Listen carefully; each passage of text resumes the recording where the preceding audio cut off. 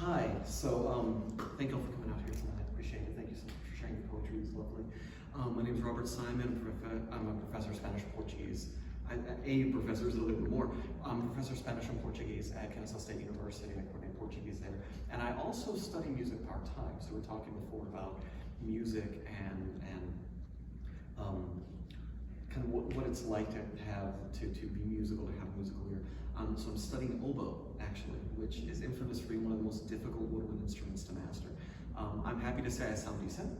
Oboe is one of those instruments where you never really sound great. You for the most part, sound decent. Unless you're my instructor, she sounds lovely. In any case, so I brought 6 poems to read this evening, 3 from previous chapbooks, and then 1 from my recent full-length book of poetry, An Ode to Friendship, came out in print about 2 months ago. All right, so very recent publication.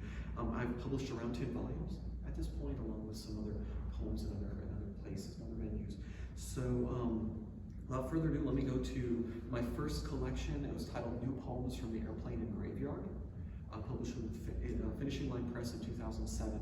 And it was a volume in which I tried to do 2 things. The first was really just to find my poetic voice, find who I was as a poet. The second, and I would say more importantly, was to work through the issues of my father's passing. Okay. So.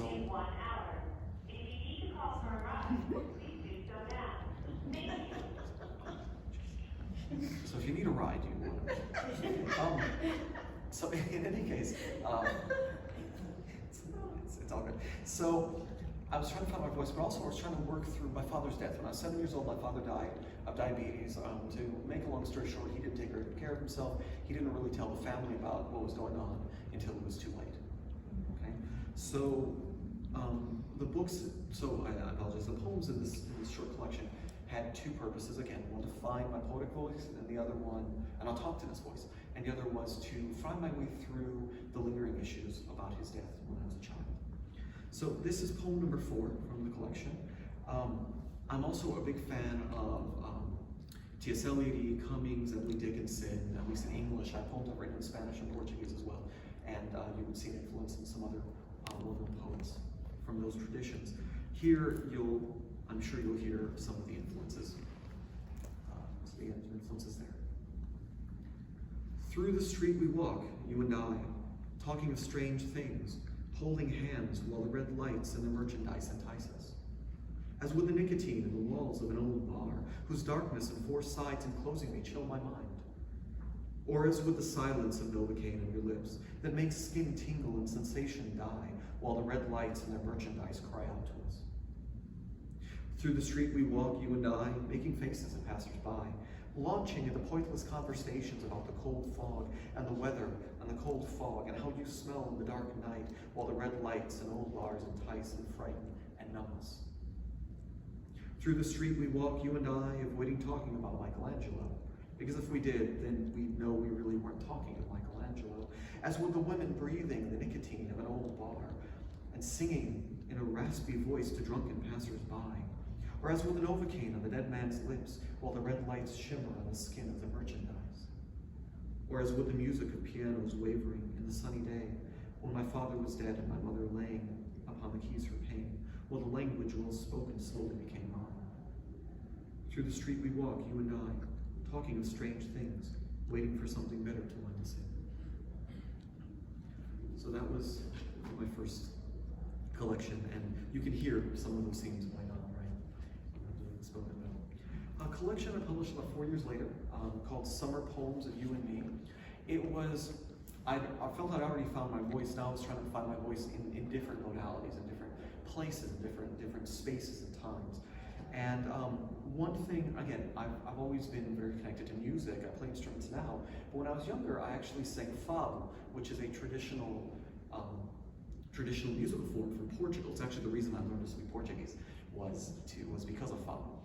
And so in some of the local restaurants around here, I would sing fado for a few years. There's no market for it, of course, in Atlanta, so I ended up stopping. That's when I got back into oboe playing. It's a different story for a different day.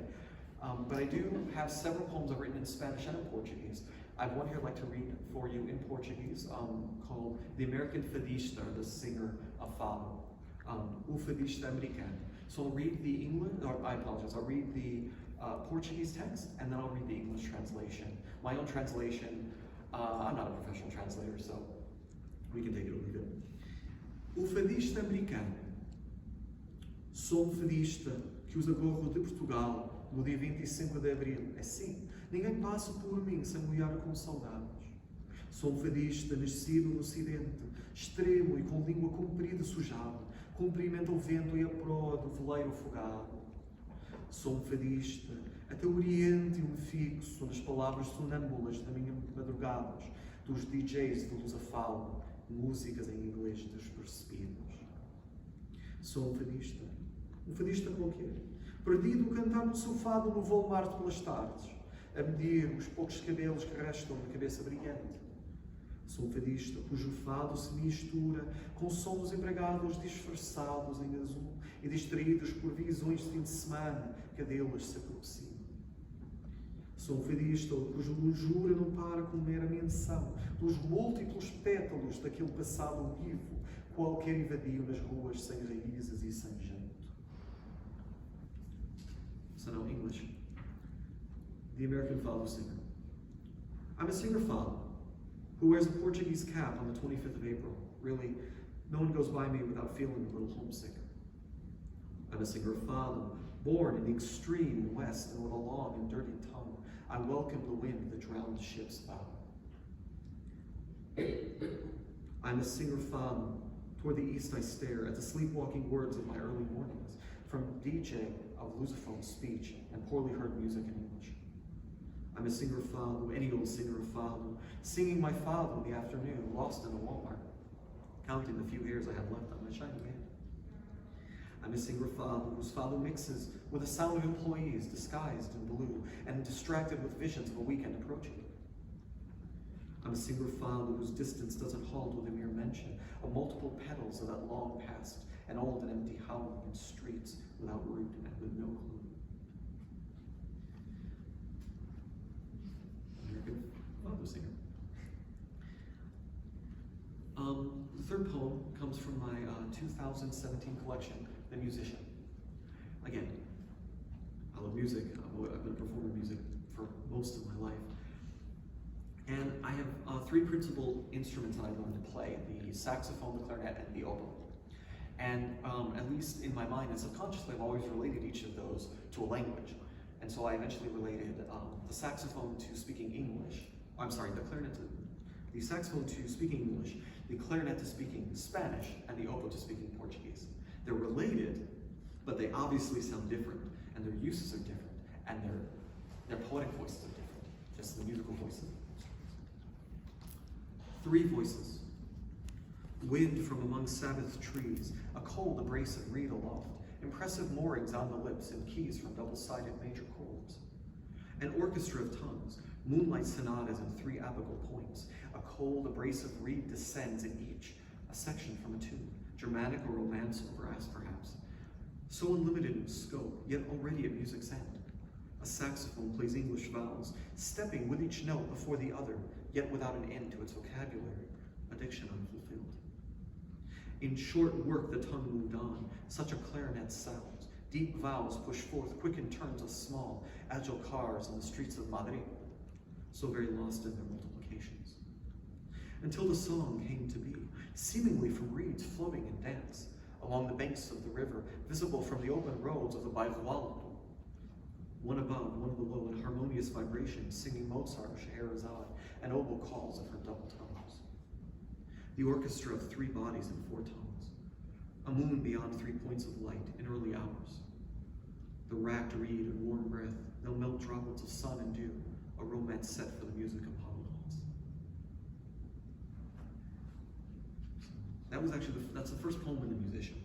So it's the ideas of music and language developed through it. What I really would like to do tonight is share my most recent work, An Ode to Friendship. This work, some of the poems span 6 to 8 months before Finishing Line Press accepted it as my first full-length work with Finishing Line Press. I've published others in Portugal and in India. This is my first one here. And one poem in particular took almost a decade to write. it would be the last one that I read this evening. So what I would like to do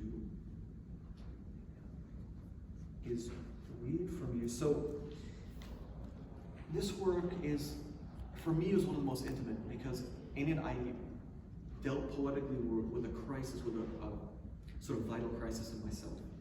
And that crisis ended in my divorce. And in my recognition of the power of friendship. As I was descending emotionally, I couldn't believe how many friends I really had who stepped up and said, hey, are you all right? Do you need anything? Is there anything I can do for you? And how important I was to those friends and how important they were to me. I truly had no idea. I mean, a lot of times when we begin to descend, we don't realize that people were there to bring us back up again. Okay. So what I'd like to do is read a poem that came to me as I listened to the Lacrimosa by Mozart, is one of his last pieces. Very different from his other pieces. Other pieces are just sort of happy, and I like to think of Mozart as, his music is usually the sound of two drunks debating politics in a bar. But this was not that. This was heavy. It was emotionally charged. It pushed you into a very dark place. And as I listened, I realized I needed that to help pull me back up for something very important that I had to do. Reprieve. The Lacrimosa began. A total lack of dissonance coupled with power chords, and a string section begging for a moment to breathe. Deusile, the power of Rome upon us, and then an ounce of pain. Reading along in vain while tears keep us facing forward. Eyes bound to pages of musical text, Mozart's masterwork, the one that killed him. Deusile in excelsis semini eius. It didn't matter anyway. This lovely minor chord of grandeur and ecstasy, what the heart needed at that moment was the anodyne of its subtle grief.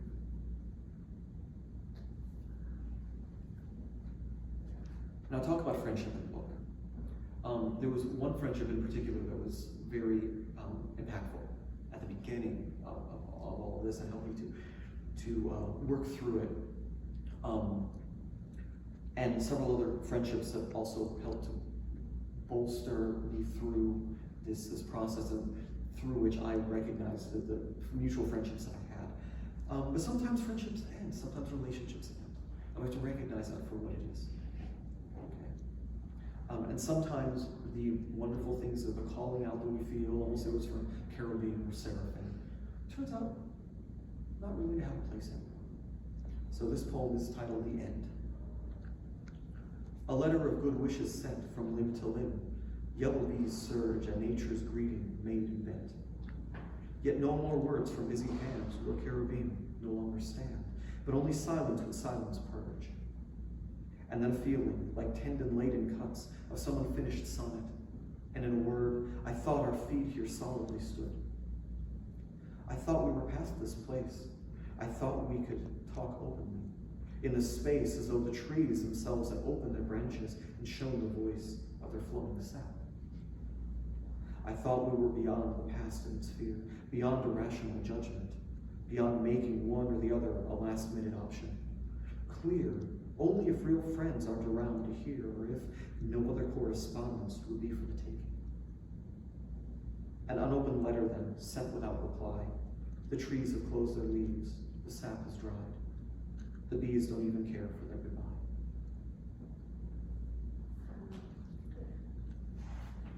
My final poem for the evening, and before I get to it again, thank you so much for being here, for sharing this moment with both of us who are here tonight. And thank you so much again. Thank you for this sharing of emotion and words.